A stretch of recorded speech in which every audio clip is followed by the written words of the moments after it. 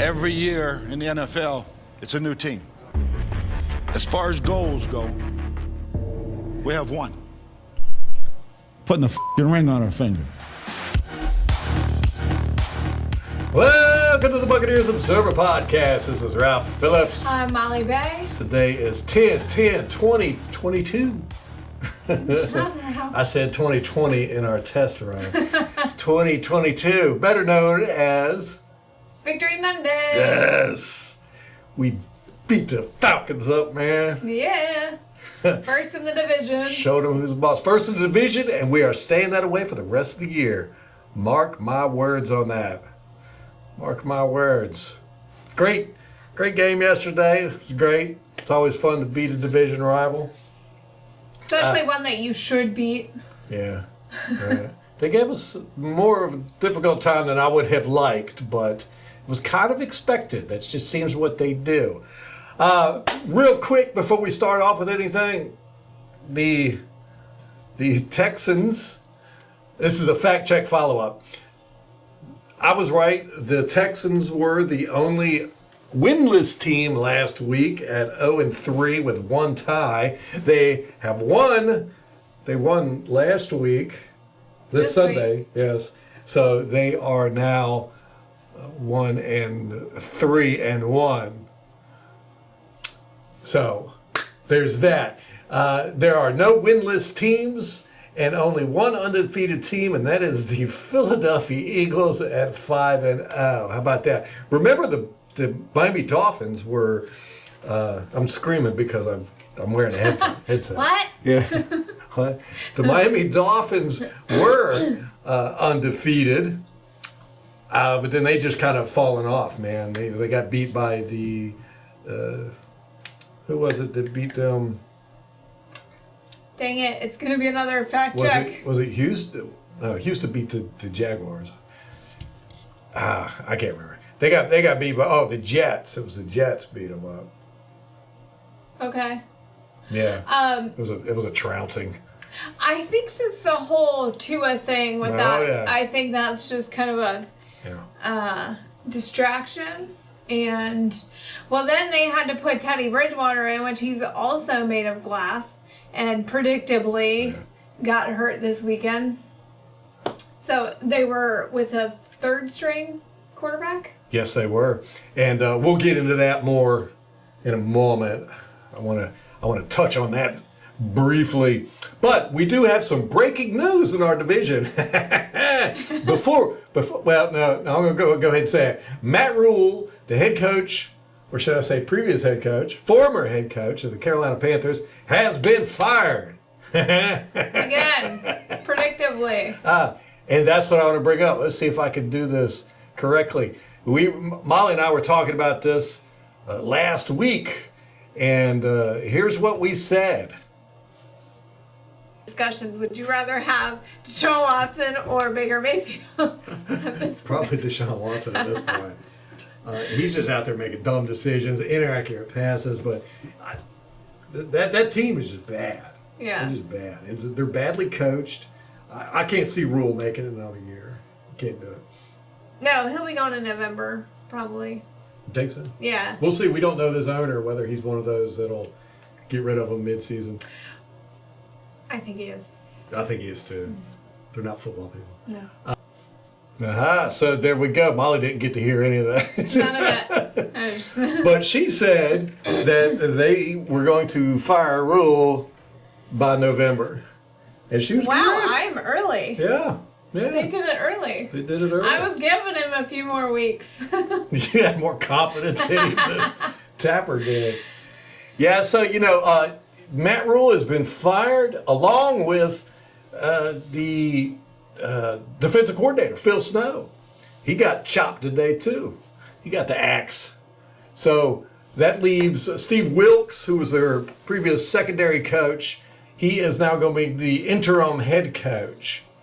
Also, along with all that, Baker Mayfield is going to miss a few games because he hurt his little ankle. He had a high ankle sprain, better known as a broken ego. And P.J. Walker is going to start a quarterback for them for a while. Well, that was Matt Rule's guy, right? PJ Walker? It was, wasn't it? I think so. Oh, what a disaster, man! You know, the past couple years, they've won what, like 5 games. I think they've had 2 years of 5 wins. It's his record was like 11-27. Right. So, towards the end of the year, you know, I commented on watching those guys. They just quit. They're just not playing. They're not tackling. They're not really trying. I imagine it's gonna be really interesting to see how this team reacts to this, because you know the defense was doing okay, but now their defensive coordinator gets the axe. You know, and the secondary coach is now the head coach. Their quarterback is just a disaster. Their whole quarterback room is a disaster. I don't know. It wouldn't surprise me if they trade Christian McCaffrey. No, they're getting calls about him today. Yeah? Already. Really? Apparently the Bills have called them. There's a number of teams who are calling to inquire. Yeah, don't let it go to the Bills. Good Lord, they're a powerhouse already. He might want to. Yeah, he Get would. himself a ring. He would. But it would be smart for them to do it because they're in total rebuilding. And, you know, that's not going to start until next year. And I predicted they were going to get the number 1 pick in the draft. It's going to be between them and the Houston Texans. And it looks like it's heading that way. But I think they're going to probably tank for the rest of the season. Wilkes will probably, try to show some good stuff so that he can continue to be coach. Don't know how that's going to go. It would be a diversity hire, so he's got that going for him. So we'll see. But the Panthers are just going to be a complete mess. Worse than they were. I didn't know if that was possible. But couldn't have to do a better team. Very happy about all that. Panthers run game coordinator Al Holcomb is going to be the new defensive coordinator. So, there we go.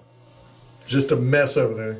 And we see them not this Sunday, but the following. Oh, man, I wish we had them this Sunday. They play the Rams this Sunday. Ooh. So the Rams need a bounce back game. Yeah, I mean, the Rams aren't playing great anyway, but. Yeah. No teams are playing great. The only team I would say that is playing good football would be the Bills. But even they got trounced. And they had a week where they just... Totally crap the bed. Yeah, so I was trying to think of a phrase that wasn't too profane. Wait, so who was taking over for the Panthers head coach? Steve Wilkes. Who was he was the secondary coach. Okay. And he had two titles, secondary coach / defensive pass coordinator or something like that. So I don't know. I would think that's what a secondary coach does is defense against the pass, but Okay. yeah. So we'll see. So the Panthers lost yesterday. They just got beat up by We just watched this. We just watched it. San Francisco, which we all knew that was going to happen. But, it was close there for a little while, but then the 49ers just blew them out of the water. The San Francisco 49ers are a tough team. Their defense is just lighting things up. Listen, they made it to the playoffs last year, and say what you want about Garoppolo. He was the one that led them there. And, I mean, his play is ugly. Yeah. It is. Yeah. It's across the league. Quarterback play is just crap. Yeah. Just crap across the league. Yeah. And they do have Deebo Samuel.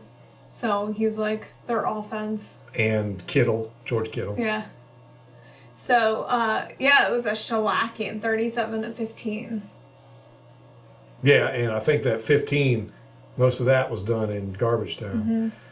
Mm-hmm. So we got the Panthers lost yesterday. The Falcons lost yesterday. However, the Saints did beat the lowly Seahawks 32-39. It was a barn burner, giving the Saints a 2-3 record along with the Falcons. So you've got us, boom, 3-2. You've got the Saints 2-3, the Falcons 2-3, and then the Panthers holding up the rear at 1-4. I love it. Love it. Our division sucks. Mm-hmm. Before we get into the game against the Falcons, the Week 5 game, I want to cover real quick the Week 4 game against the Chiefs. Last time we had a podcast, I had talked about the penalties and everything, and I had not fully gone through the all 22. I went through it. It was worse than I thought. It was an absolutely atrocious officiating game. Those guys need to be fired. And well, now with the Falcons game, not to get ahead of us, but everyone is on Twitter talking about all the garbage calls in the Falcons game, and I'm like, it was bad last week. Right. The officiating has been bad. Officiating is just horrible. You know, there's always three teams on the field. There's your opponent, your team, and then the officials. And the officials are just getting worse and worse and worse. And I will say it, I've said it before, but we're just expecting them to do too much. The rules have gotten too complicated. They're too subjective, many of them. And we're expecting these guys to be babysitters out there and medical doctors and rule upholders, and it's too much. It's way too much. Yeah, to your point, I don't want to get too... Here we go. But that Falcons, the roughing the passer penalty that everyone's pissed off about, Jerome Boger cited the rule and how the rule is worded, like I can see why they threw it. Yes, you can't forcibly throw the quarterback to the ground. You know, so or violently, and I think it was violently, right. And you're just like, any adverb like that subjective is completely subjective. Yeah, it's like obscene. What is obscene?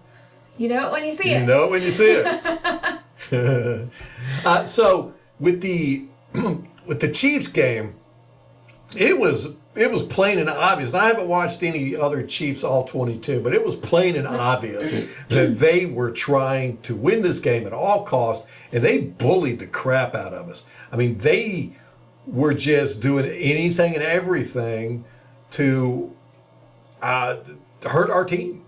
They had 39 uncalled penalties, 39. Okay, and that didn't include the punches to the helmets. You know, the punches to the face. I should have included those in because they should have been penalties. I mean, they were, just punching our guys in the face, slapping them in the face, hitting them in the face. And Golston got so pissed off at it later, he ended up ripping a guy's helmet off, doing the same thing. He hit him in the face and then just was like, well, I'm just going to take it further, and ripped his helmet off. They were pissed. And I really wish players could talk about the refs and coaches. I know that the Buccaneers have put in a complaint to the NFL about the coach, and they had to have. Well, we'll never know. And we'll never know what any fine or whatever that the officials go through. We'll never know because they keep all that hidden, and I do not like that. But it wasn't just the uncalled penalties. They were doing things like, well, there was one where Tryon, 77, the right tackle for the Chiefs, picked Tryon up, bear hugged him and picked him up, saw that Mahomes had already thrown the ball. The ball had hit the ground, and 77 slams Tryon to the ground. It should have been an unnecessary roughness penalty for sure. But it was just, they were doing stuff like that the whole game. This offensive line and the tight ends, they were playing, they were playing dirty.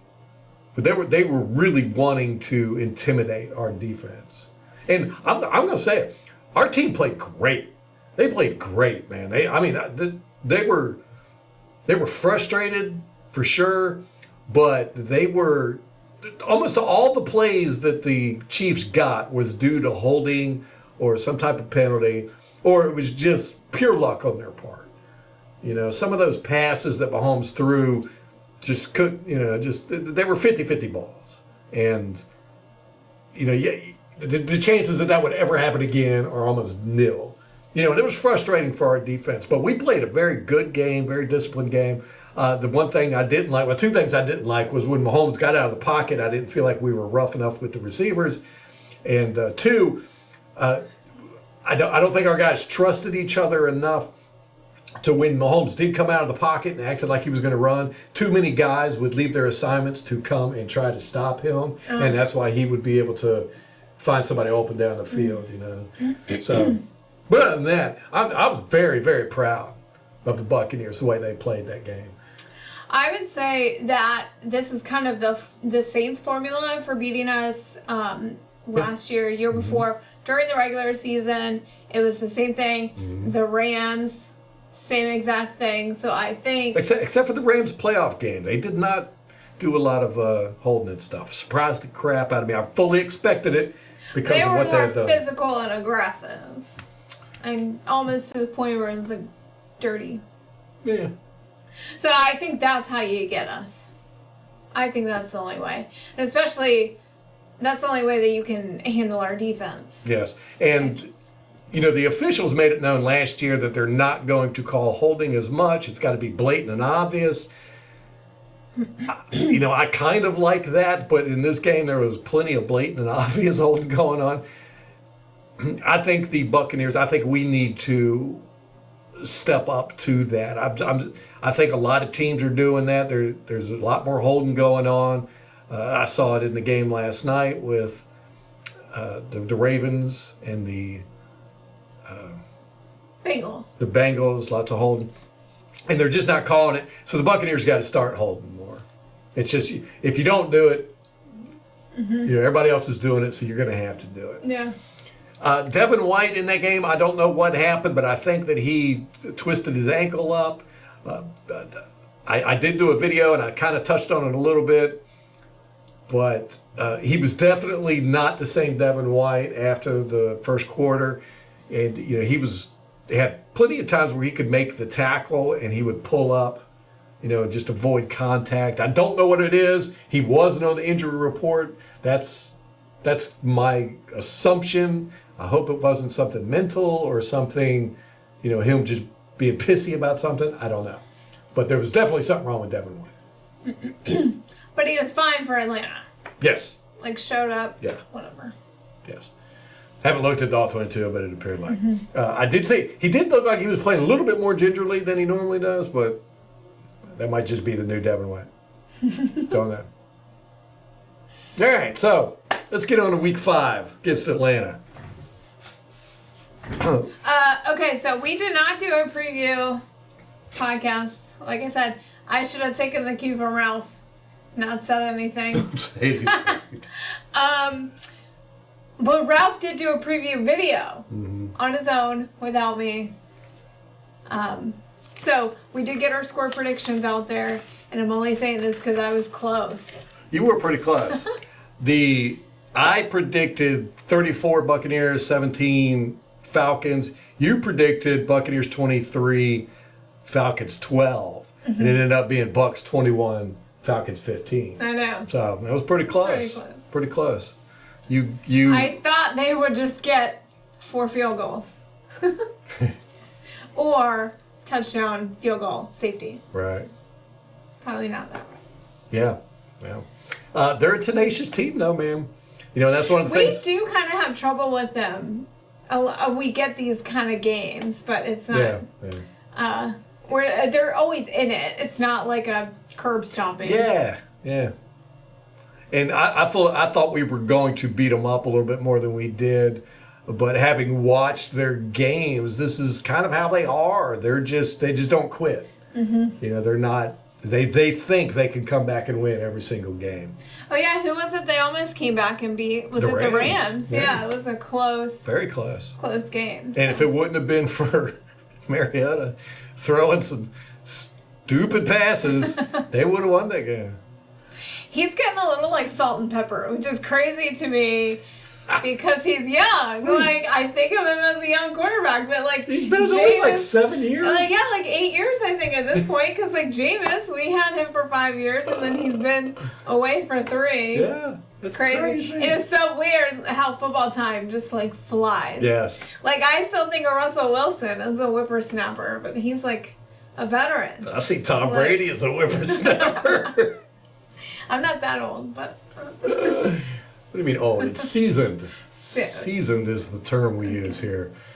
Okay, one thing I want to mention about this game, what was up with the camera work? Oh, it was garbage. It was horrible. There was one play that was going on. The Mike Evans play that was for 25 yards. He almost made a touchdown. Yeah. You couldn't see it on the broadcast. couldn't. There's another one. They were getting ready to hike the ball. All you can see is Hainsey and Tom Brady's butts. I was like, can we not? What are we doing? It's Chris Collinsworth controlling those cameras. So, yeah, it was bad this game. I don't know what happened. Yeah, we must It looked like a preseason game. Yeah, we must have got the bottom tier crew on this one. There were only 2 offensive holding penalties called in this game, one against the Buccaneers and one against the Falcons. That's the same thing that happened last week against the Chiefs. It was one holding call against the Buccaneers, one holding call against the Chiefs. So it's going to be interesting to go back to see. Now, I did see some holding, but, pretty much it's your usual standard, uncalled holds, but it didn't pop out to me like it did watching the Chiefs game. Normally when I watch games, I always watch the offensive defensive lines. That's what I watch. I don't watch the quarterback and the running backs or the wide receivers or all that good stuff. So that's why a lot of times I pick up on the holding calls. But I will say the officiating is just out of hand. In this game, it was just ridiculous. It was horrible. So everyone keeps talking about the pass interference on Scotty Miller. Yeah. I think in the second half, but there was one in the first half. It was the same thing. No one talks about that one. They're all talking about the one, and I think because it immediately followed that roughing the passer that everyone was so mad about. Yeah. But it happened in the first. Yeah, second quarter. Yeah. 12-12 in the second quarter. The defender launched himself into Miller and then turned around, and the ball hit him in the chest. So look, you weren't going for it. No, he wasn't going for the ball. At all. Yeah, Scotty Miller just got robbed yesterday. Yeah. He had two. But I think Brady and Miller, they really need to work on their deep balls because Brady's been throwing them short this season on Miller. Like Miller's beating guys. Miller's a tiny little guy. But he's having to stop and come back for the ball. Oh. And it's almost like Brady doesn't realize how much speed he's got or something. Or maybe Brady's having a hard time throwing those deep balls this year. His shoulder and his finger. Don't know. Out for the Falcons, Cordarrelle Patterson was out, and Kyle Pitts, 2 of their big playmakers. Although Kyle Pitts hasn't done hardly anything this year, because the Falcons are more of a run team. Cordarrelle Patterson, he has less yards per carry than the 2 guys that filled in for him against us, Huntley and Algier. Yes, they both have better yards per carry average. So I didn't think it was going to affect them that much having those 2 guys out, and I don't think it really did. Out for the Bucs, Akeem Hicks was out. He could potentially be back this week, but they said that it's day to day. His injury hasn't improved the way they wanted to. Cameron Brate was out, and in his place, Cade Otton got to step it up. Yeah, he looked good. Yeah, he had his best game yet. We'll talk about that in a second. And Julio Jones was out. Odd that they didn't start Kyle Rudolph. No, they didn't, and there's probably a reason because he had 2 passes thrown to him and dropped both of them. That'll do it. I think Cade Otton has got the better hands at this point. As a matter of fact, the first drive that we had in the first quarter was stalled by a dropped pass by Rudolph. And then we had Brady had an overthrow on Gage that was almost picked off. I don't know if Gage ran the wrong route or whatever, but Gage jumped up, got his hand on it, and it tipped in the air and was almost intercepted. Brady had a couple of passes almost intercepted, I think 3. But I figured the Falcons were going to get at least one. They're a pretty handsy team. The Falcons came out and they threw more than I was expecting. They still ran heavy, but they came out throwing, which kind of surprised me. Tryon had a great day. Yeah, saw him a lot. Yeah, Bucs defense had a great day, 5 sacks.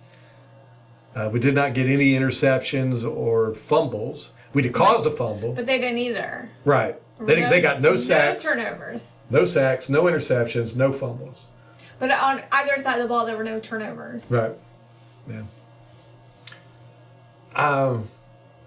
Very, very strange thing with the Buccaneers that's been happening this year. At 4:59 in the first quarter, on the Falcons 14, we had a 4th and 1. It was actually 4th and inches, and we handed the ball to Fournette, and he didn't make it. Oh my God, these 4th and shorts are driving me crazy. I know. I don't understand. Like, does Tom not want to do them? That's what I'm Quarterback thinking. sneak? He just doesn't want to do quarterback Or sneak. they're like, hey, you're too old. Like, we can't. I don't know, but this is the 3rd or 4th time this year that we've had 4th and short, and you expect Tom Brady to do the quarterback sneak, and he hasn't. He hasn't done a quarterback sneak yet this year. And it takes, when you're, dropping back and then handing the ball off to Lenny or whoever, I mean, that's like 4 or 5 yards that they've got to clear. Mm-hmm. And by then the defense, they're already in front anyway. Yes. So then, they have time to penetrate, and it just hasn't worked out for us. No. And, in this play in particular, they were set not to stop the run. They were kind of expecting the run. The linebackers were up closer, but they weren't on the line. Brady had plenty of room. I mean, the left side was wide open for him. And I thought for sure he was going to go like, yeah, I'm quarterback sneaking this. No matter what was called, I thought he was going to change it because it was just wide open. Didn't do it, and we ended up not getting that first down. It's very strange, very strange. I don't know what's going on there because Brady's been doing that his whole career. Mm-hmm. He's very, very good at it. Is that Godwin had a good day. Didn't get any touchdowns, but he was catching the ball. Mm-hmm. We had a nice pass and catch by Evans and Brady, 25-yard fingertip catch, man. It was laid right in between the two defenders. A beautiful pass by Brady. Great catch by Evans. Yeah. And then that led to a Fournette 1-yard score. So we ended up going 7-0 in the first quarter. And then we ended up driving down the field again after we stopped them. Got a field goal. So we were up by 10 with 1:18 left in the first quarter. Now on the kickoff after that, number 5, Camarda, our kicker, or I guess he's called the kicker, right? He doesn't kick field goals. He does the punts and the kickoffs. Mm-hmm. Had to make the damn tackle again. Now that's 3 times this year that he has had to make the tackle. And then later in this game, he tried to make another tackle. But he was down in the mix. I don't know why he was down there. I think he likes making tackles. I mean, you can't have your kicker doing that though. Like San Francisco, Robbie Gould hurt his shoulder, making a tackle. Yes. Like, let's not do that, guys. Yeah, they need to talk to him about that. Later in the game, like I said, he went down. I think it was on a punt, and he actually slowed the runner down. They got a great punt return. Like 30-yard punt return. But he got down there, but there was still Buccaneers. He ran past Buccaneers to Don't do that. go and try to make a count. But you have to, you got to, as a punter and a kicker, you got to master the art of like looking like you're kind of hustling down the field, but you're not. You let everyone else go in front of you. They all do it. Yeah. You got to, you can't stop it. Yes.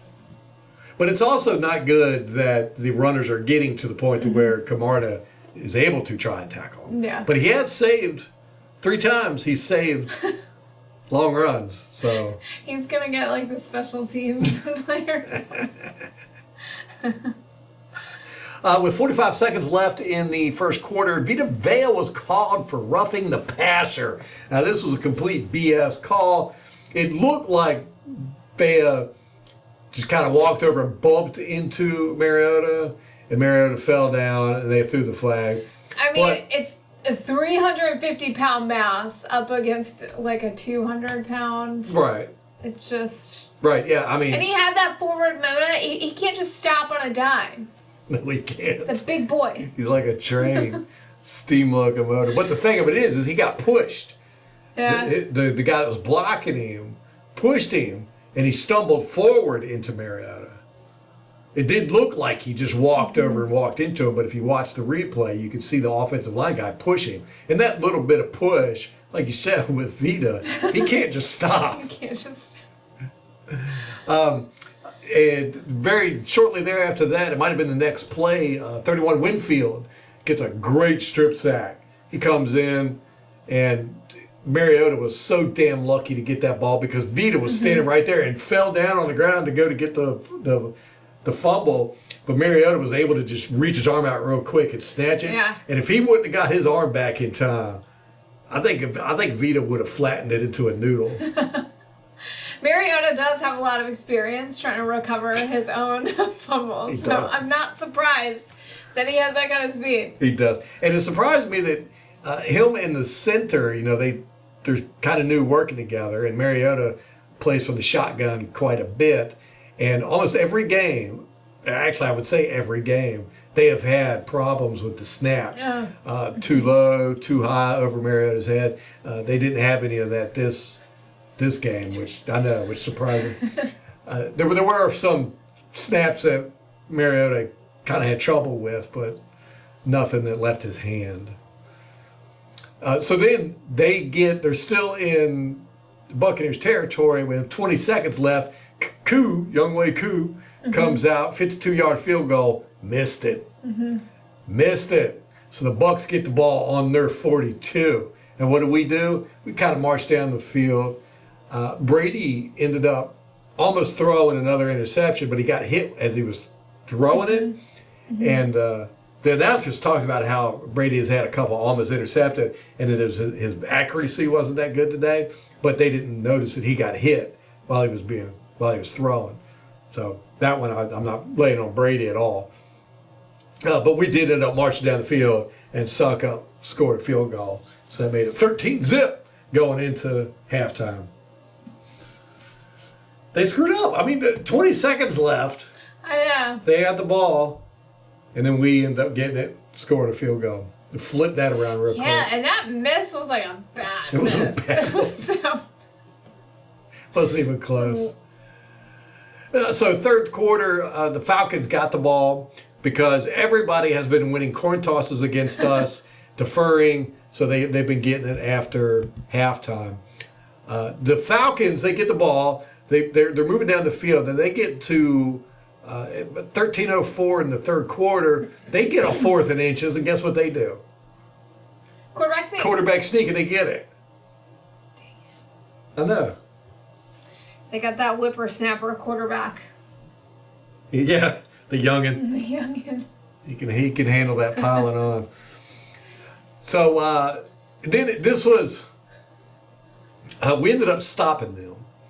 And then we get the ball back. And then that's when it was at 6:48 was when the camera guy screwed up. I don't know what he was doing. The camera was just going all over the place. And we're hearing the announcers going, "Oh my gosh, this is crazy." Yeah, this is an awesome play. You should see it. Yeah. Watch it We were right like, now. what happened? But it was a big play, 40-yard play. Pass and catch. Tom Brady, Mike Evans. And it should have been a touchdown. He went over top of that pylon. Did you look up the rule? No. Oh. I meant We to. need to. All right. Because when I was growing up, the end zone line stretched around the world. John Madden used to say that all the time. The end zone stretches around the world. It didn't matter if you went across the pylon, you just had to go across the line, whether you were out of bounds or whatever, as long as you didn't touch out of bounds. If you were in out of bounds. He didn't touch out of bounds. He was hovering above it, out of bounds. Yeah. If I nothing thought else, it should have been a touchdown. yeah, if nothing else, it went over the pylon. It might not have gone inside, but it went over, which that counts. It was just, officiating was just horrible. So we challenged that though, right? And then they said it stands. Yeah, you couldn't see it definitively, which again, how do you not have cameras set up to see that? I know, don't they normally have one right down the line? But yeah, why don't they have cameras on all of those posts? They got them on the goal lines. And I think there's a pylon cam. Yeah, the pylon But cam. it doesn't point up. It's just over, I think, right? Yeah. Or does it? No, it just points over. They've got cameras everywhere in that stadium. How would you not have a camera there? to catch and see if it. I don't know. Just we're leaving way too much stuff into the hands of the refs, I think. So yeah, the cameraman screwed up. We eventually ended up getting to see the play in replay, but it's not the same. I watched the games live because I want to see it live. Mm-hmm. So again, just like in the first half, very next play, Fournette scores a touchdown. Mm-hmm. Fournette had the game ball on offense.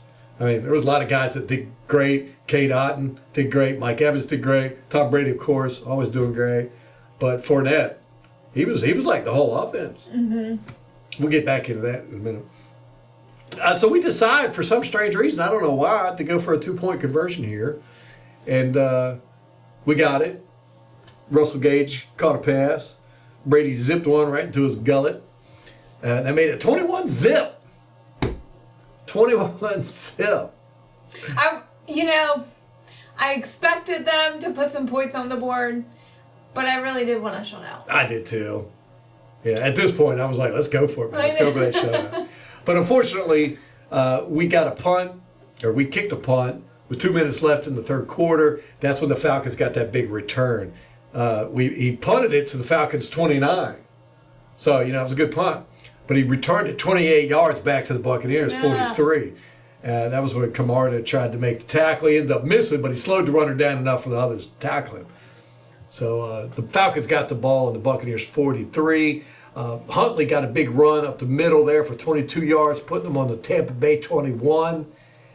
And then they ended up scoring the first points of the game at 13:39 in the fourth quarter. So it was 21-zip up until the fourth quarter. Why even bother at that point? Yeah.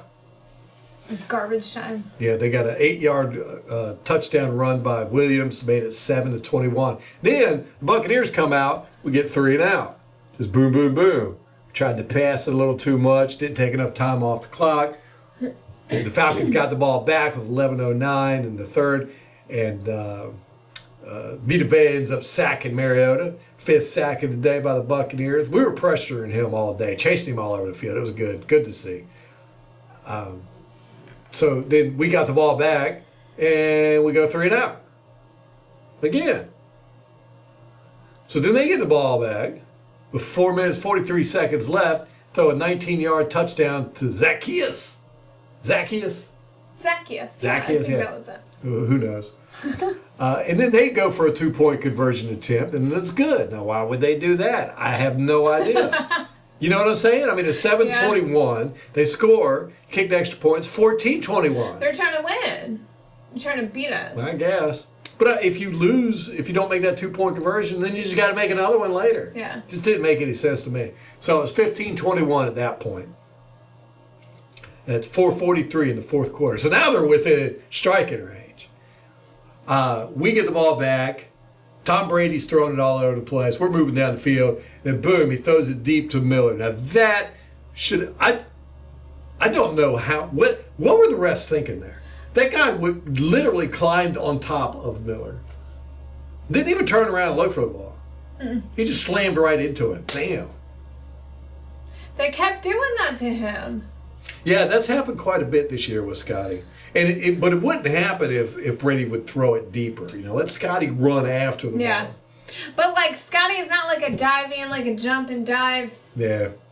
It's got to be kind of in the breadbasket. Yeah. So the very next play after that, 97, Grady Jarrett was called for roughing the passer on a 3rd and 5. Now, everybody can be upset about that, rightfully so. I thought it was a crappy call. Really was. I was pissed. It's just not football, man. What are we doing with this sport? Mm-hmm. I grew up, this is a manly sport. And now we're turning it into flag football. It's going in that direction. Things have just gotten silly. We'll talk about that in a minute. But that wouldn't have been an issue if it would have been a DPI called on Scotty Miller. It wouldn't have been 3rd and 5. It would have been first down. We would have been in field goal range. It would have been a totally different story. But, the Falcons got that call, or they got that non-call. So I'm like, maybe the refs were like, look, we've been screwing the Buccaneers over with these non-calls on DPI. We need to give them one. Yeah. But That was a horrible roughing the passer call. That was Brady got hit harder than that during the game, and it wasn't called. I know. One time he got hit right in the knee, low. That should have been called, but they didn't call it. Yeah, the officiating was just terrible. And you actually had journalists, sports writers, on Twitter, like, taking out clips today of, like, here's where this wasn't called, here's where this was. They were doing a Ralph analysis. Yeah, I'll start sending them clips, and they're going I to know. finally man up and start pointing this stuff out. Yeah, something's got to be done about the officiating.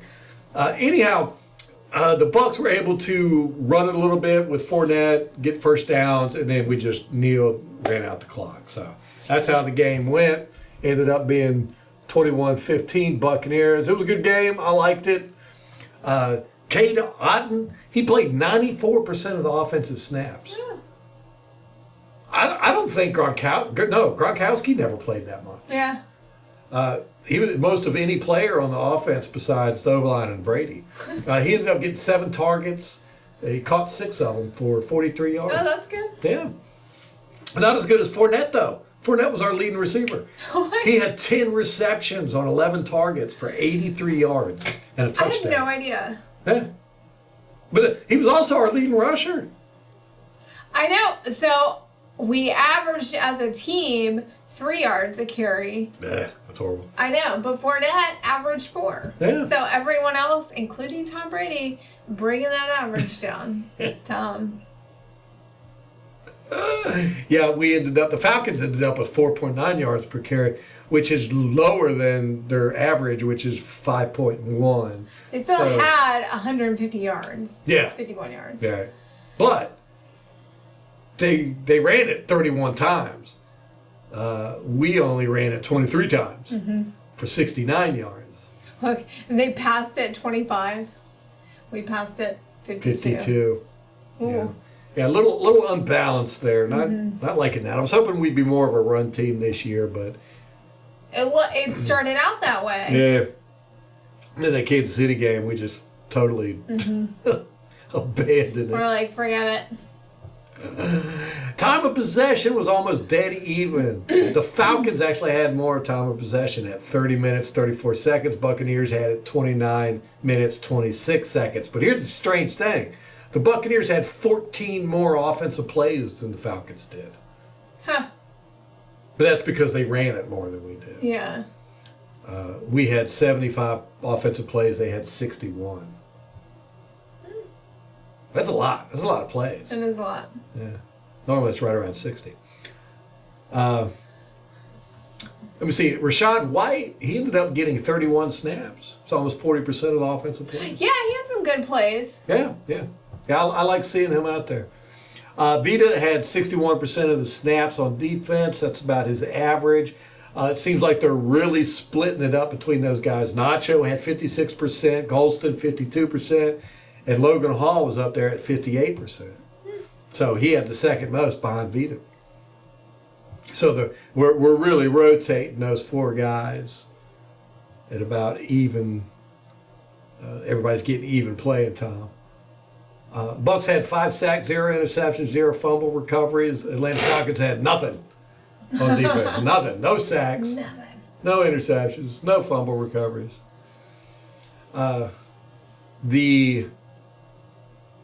Fournette had 4 yards per carry on 14 attempts. White ended up with 2.8 yards per carry on 5 attempts. He got stopped in the backfield a couple times, but then he had some good runs, so made it look like it was worse than it was. Mariota ended up with 8.7 yards per carry on 7 attempts. He was their leading rusher with 61 yards. That's embarrassing. Yeah. Bucs are 3rd in the league with 19 sacks. Ooh. Yeah, Cowboys had 20, and the 49ers have 21, so we're right there behind them. So that is not the goal that we were trying to go for. They're trying to go for more turnovers, Yeah. right? Yeah. That's okay. We'll take the sacks. But I'll say this, and I hate to say this about an opposing team, but I like their head coach, Arthur Smith. I like what he's doing with the team. They're in rebuild mode, but he's got those guys playing good, disciplined football, besides Mariota. Although he's not playing as bad because they're not leaning on him. Yeah. They're actually leaning on him more as a rusher, than a passer. That's and he's predictable. He's not doing bad passing. They're not putting the game in his hands. Yeah. When they did with the Rams, it kind of screwed over. But I like him as a head coach. He came from Tennessee. He was the offensive coordinator. We talked about that. Would the Falcons be a run first team? And they are. But he has his guys playing with tenacity, and I like his run first mentality. We've said that on the podcast. So whatever coaches are going to pick up on the teams are not designed to stop the run anymore, are going to have success. And we're seeing it with Tennessee. We're seeing it with Atlanta. They're building a very good run team.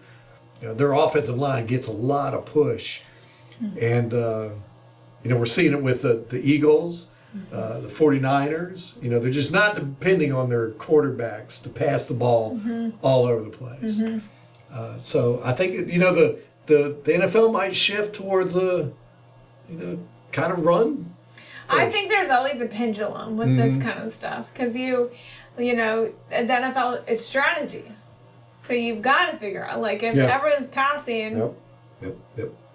And plus you get, it might be easier to find a really good running back because no one's looking for them. Yes, and you're getting all these dynamic quarterbacks that are runners. So you like Jalen Hurst, Josh Allen, Mariota, Winston, Patrick Mahomes. I mean, all these guys. Jackson. Yes, Lamar Jackson. I mean, look at Baltimore. I mean, they're just like a run. Their quarterback runs more than he passes. And Hurst is doing the same thing up in Philadelphia. They're just running the ball constantly. And, with all these quarterbacks growing up and coming into the league being running quarterbacks, these dynamic, RPOs and all that good stuff, the league might start fashioning itself. And plus the wide receiver pay is going through the roof. Yeah. Your teams aren't going to be able to pay wide receivers and quarterbacks. No, there's going to be a bubble at a certain point. Yeah. I mean, it's not sustainable. I like a good running game. I like Mike Allstott. I like the Marshawn Lynch's, the guys that just beat people up with the run game. And I'd like to see it get more back into that. So hopefully you're right. Hopefully the pendulum's swinging back.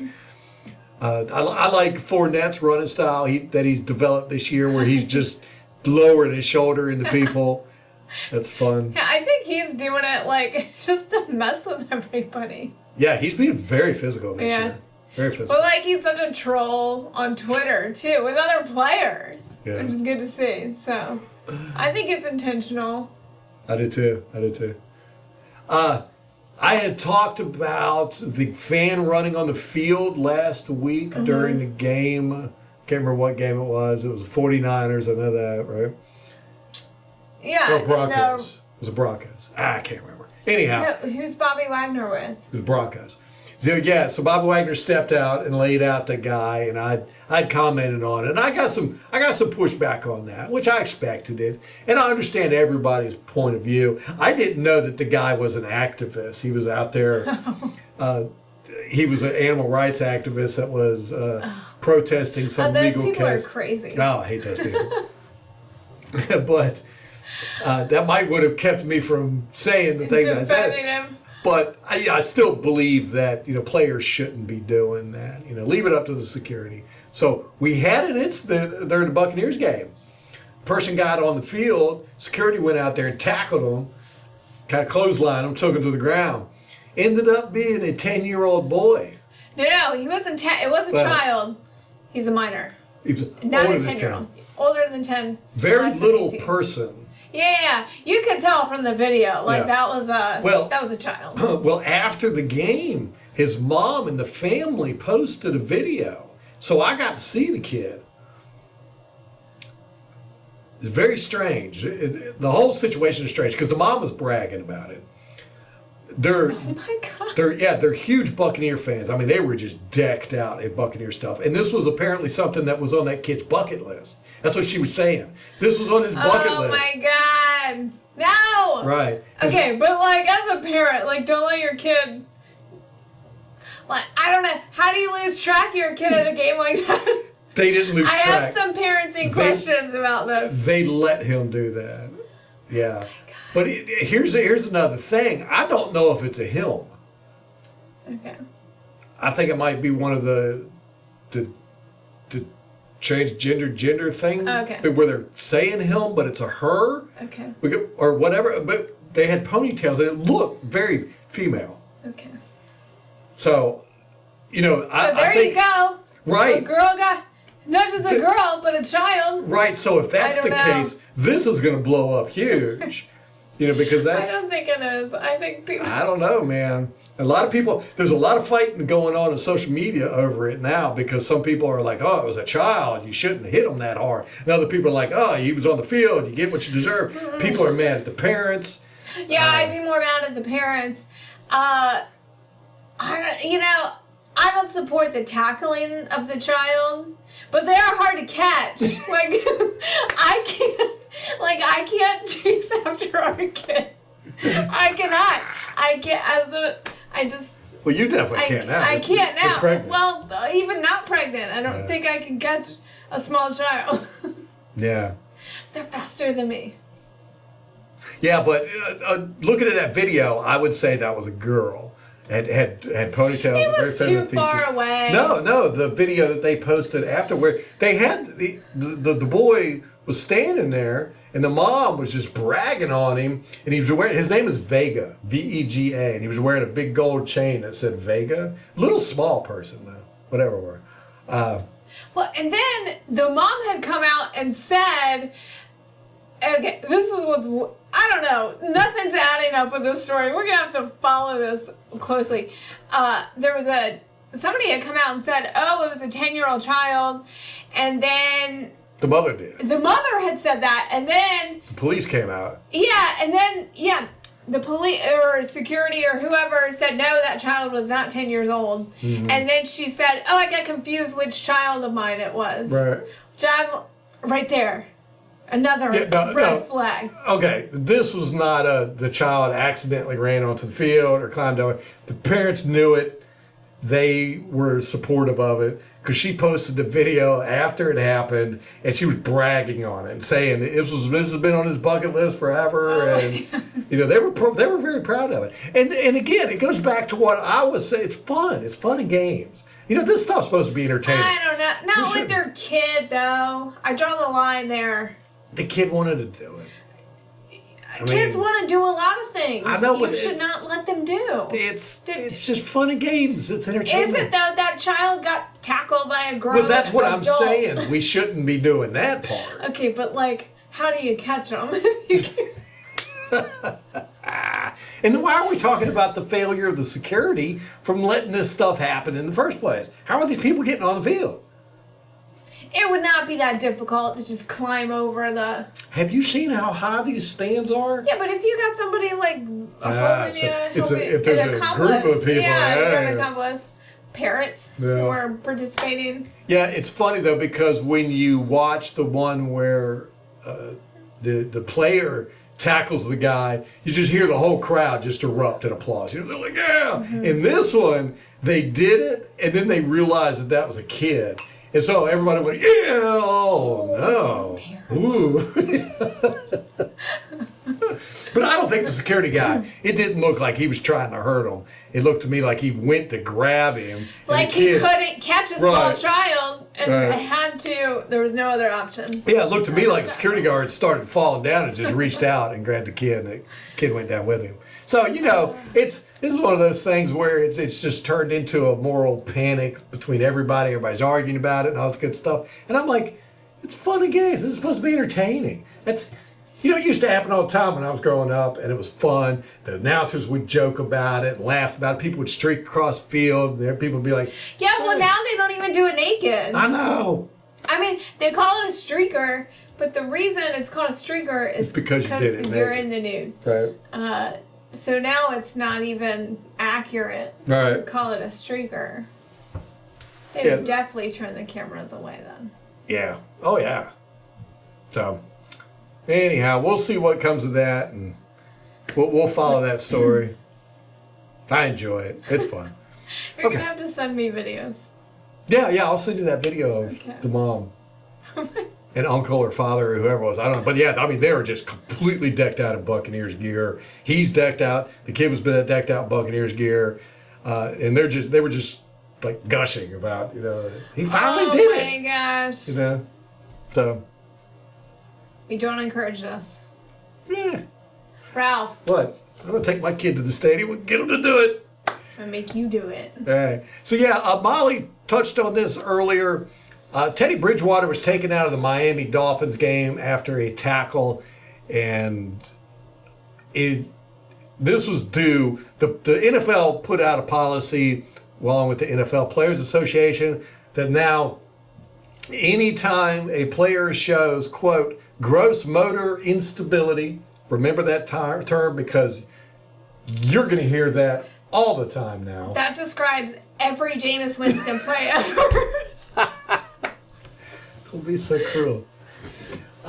So anytime a player shows gross motor instability, or the official term for that is ataxia, one of those two is going to be the new catchphrase. I'm going to go with gross motor instability, and they're going to acronym it to GMI, because that's what activists love to do. You look at CTE, BLM, LGBT. It's all of it down the line. They just love the acronyms. But it'll be easier for all the dumb announcers to remember. GMI. Yeah. Oh, he showed GMI.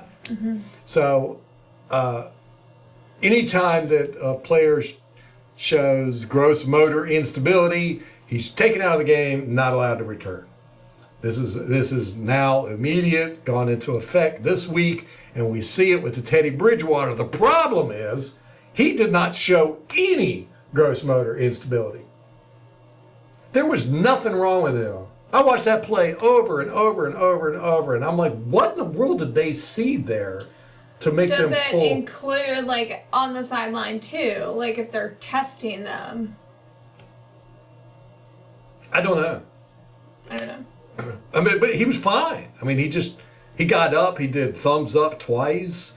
He walked back to the huddle, he's standing around, and their refs he ended up getting a intentional grounding penalty, but so, they're just kind of standing around. There was nothing wrong with him. I mean, he got up slowly, but that happens all the time. So this is going to be a disaster, a complete, utter disaster. They're going to be pulling players left and right now for anything and everything. And it's going to, man, I'm telling you, it's going to be so easy to fix games now. People are going to just be able to go, oh, we want that quarterback taken out of the game. Well, we'll just say he stumbled when he was walking back to the huddle. If you trip, if your shoe comes off and you stumble, they're going to be able to take you out of the game now.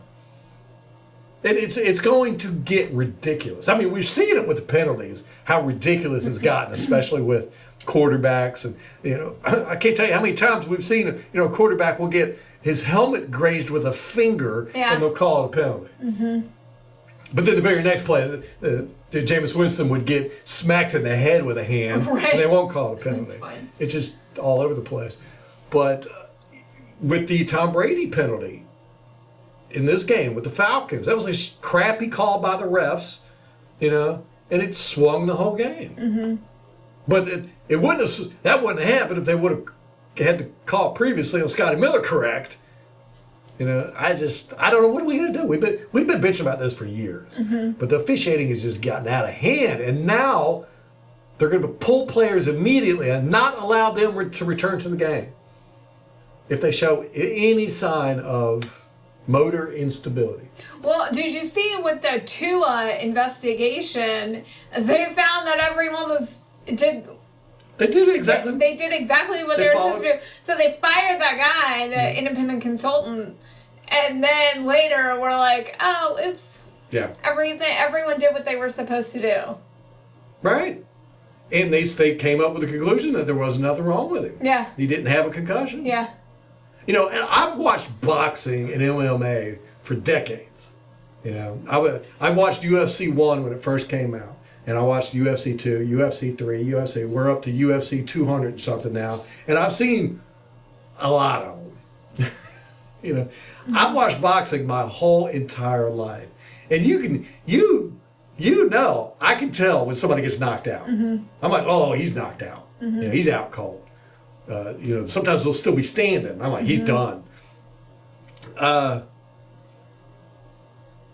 These guys are still able to continue their career. I mean, boxing is one of those things where the object of the sport is to knock you out.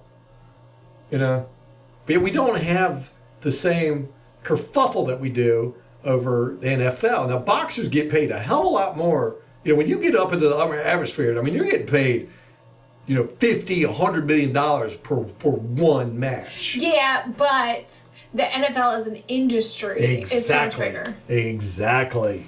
That's why this is happening, because the NFL's got money. Everybody wants that money. The CTE stuff happened because lawyers wanted the money. If you go back and look through all of it, it was lawyers. They filed the suit. The NFL decided to settle with them instead of going all through all this mess. And then they all came up with these procedures, and it's all about money. So, and their solution is always bureaucracy. Yes. So now we've got a whole new layer of rules and people on the sidelines regulation. who their job is to spot players now that are going to be stumbling or whatever. It's going to be a mess. We're too worried about safety. You know, that's what women do. Women worry about safety. Guys like to go out and throw knives at each other. No, I'm serious, man. The stuff I did as a kid, and I say as a kid, but into my 30s, you're just like, what? But that's how stuff gets done. You know, gets guys, they sharpen each other by, you know, That's true. Yeah, steel sharpens steel. You know? Yeah. I won't even go to the zoo because there are animals that can eat you. Right. I mean, they're in a cage, but like, I've seen enough videos. People fall in. And I think Jason Whitlock had a good article on that about how, you know, with the NFL trying to appeal to the women audience, you know, they're trying to make it more safe, you know, to appeal to women. And it's just like, that's not what, I don't know. That's not the sport. I mean, sport is directed towards men. I mean, football. All sports. That's kind of the point. Yeah. I mean, men are more competitive by nature. Sports are an outlet for innate and inherent, drive for a competition. But also, when you get a bunch of dudes who don't have anything else to do, they're a menace. Oh my God! And so it's a great outlet. Yes. Sports are an outlet for that kind of inhibition. Yeah, and you get guys together, no matter what they're doing, they're going to make a competition out of it. You know, see who can spit the furthest, see who can lift the most weights. When I worked in an office environment, we had little basketball hoops set up over the trash cans. So every time you threw a piece of paper away, which we had a lot of paper because we called people, and every time we made a call, we had to throw the paper away. So it was a constant competition, seeing who could. That surprised me because you were terrible at that. I am You've not. had a lot of practice. You know. He misses every time. No, I don't. Yes, you do. See, So, he's ready anyhow. to wrap it up now. Yeah, I'm done. Don't mess with my ego, my competition In ego. front of people. So anyhow, that's that. Tom and Giselle, we have touched on. They hired divorce attorneys, so it looks like that's going to be reportedly irreparable. Apparently, she has threatened to divorce him many a times over the years because of football, and apparently this is because of football. She's brought up in some of her discussions that she's worried about him having CTE. Now, see, here's another thing. It's just, look, it's ruining these people's relationship. But that's not what I want to talk about. What I want to talk about is that Antonio Brown is a huge douchebag. This was so awful. Okay, like divorce is terrible. It's just awful. It's awful. Like why, I feel for them on both sides. I feel for their family. Mm-hmm. It just sucks. It's, you never want to be in that position. Right. And Antonio Brown's putting out stuff to make Tom Brady feel like crap. You know, he's He's targeting. Yeah. He put out that picture with him and Giselle hugging after the Super Bowl. Yeah. You know, when he found out that they were having marital troubles. And then what was it he did? So it was like a meme. It's it looks like a children's book cover.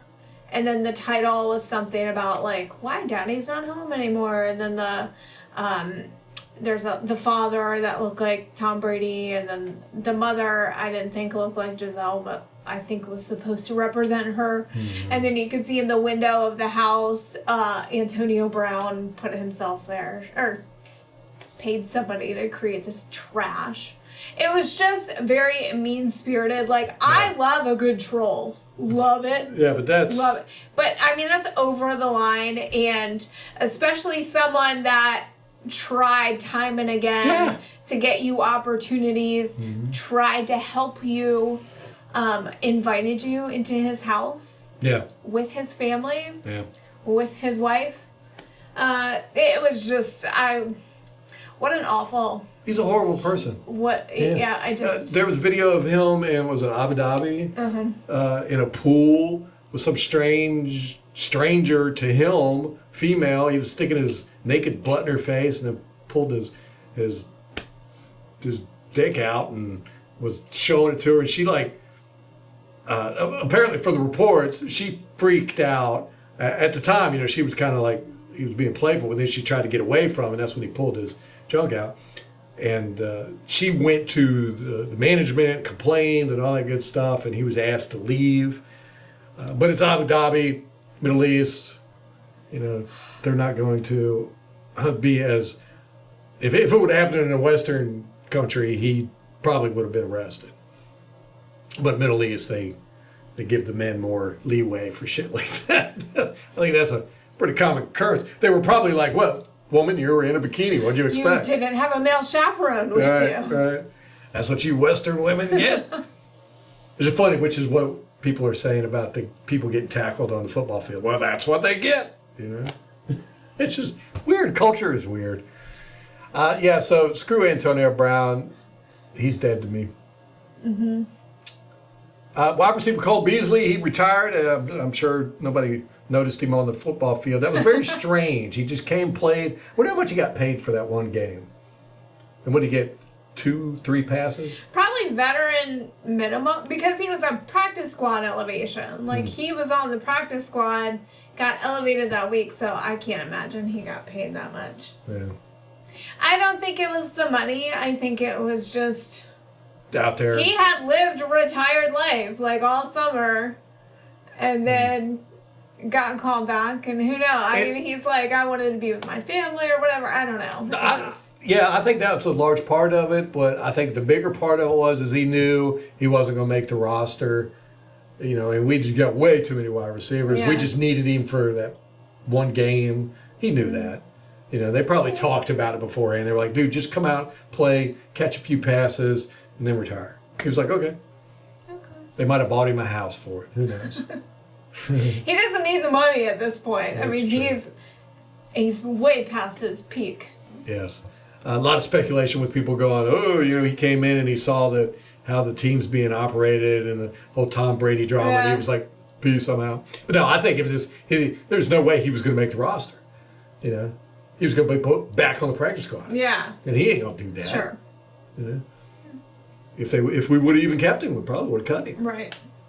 I mean, good Lord, we got a whole crap load of receivers. So, anyhow, week 6 is coming up. We get to play the beat up, banged up, crappy Pittsburgh Steelers. That's going to be so much fun. It seems like they've got some issues going on over there. They are playing Pickett, their first round draft pick quarterback, and he's not doing too well, but he's doing better than Trubisky. They got stomped. Was it Buffalo that stomped them? They got stomped this week in a bad way. I think they scored 3 points to 39 or something like that. Wow. It was bad. Pittsburgh Buffalo, yeah. Yes, 38-3. Ooh. Yes, and it was a beatdown. We've been on the wrong side of those games. Too many times, yeah. Mm-hmm. So it's going to be interesting to see what Tom Coughlin does as the head coach. I don't think, Tom Coughlin. or not Coughlin, Tomlin. Mike Tomlin. Mike Tomlin. There we go. I couldn't think of it either. Yeah. I was like, wait, that doesn't sound right, but I couldn't remember what the right thing was. CTE. So Too many tackling small children. yeah. I don't think Pittsburgh has ever fired a head coach. They will let him coach there until he decides to leave. I think they've only had, 3, 4 head coaches there? I mean, they keep coaches forever, which is great. But I don't know how long things are going to be able to go on over there. It looks like they're having a tough time. And hopefully we can go over there and put the nail in the coffin. This is at Pittsburgh. So it'd be nice to go into. What is it, Heinz Field still or Three River Stadium? What is it? I think Heinz Field. Yeah. So we're going to get to go over there, beat up on them, and go 4-2. Yeah. Yeah, we're not losing this division title. It's ours now. They ain't going. No, nobody's getting. So you win the division, it's automatic playoffs. We're basically in the playoffs already. Oh my gosh, it's October. We're already talking playoffs. Yeah, we knew we were going to make the playoffs. Yeah. Unless something disastrous happens. Knock on wood. So anyhow, I think the Pittsburgh game is not going to be much of an issue. Going to watch some Pittsburgh, and hopefully we'll get some information to you about that game. But you got anything else? No. All righty, a lot to cover there, and I'm excited about the guys, man. It looks like our team's getting more solid on offense. We're getting some wide receivers back. I really want to see Julio Jones out there playing. I think he's going to be an asset to the team once he gets out there. But Todd Bowles did say that they're taking it real slow with him. They don't want to rush him back, and because they don't need to. Yeah. We don't need to. And I agree with that approach. Oh, yeah. Like, it's a lot. It's October. Yeah, save him for the playoffs. Yeah, agree. Yeah. Like, get him healthy, peak performance. Yep. That's when we're going to need him. Yes. All right, guys. That's going to wrap it up for us. Till next time. Go Bucs.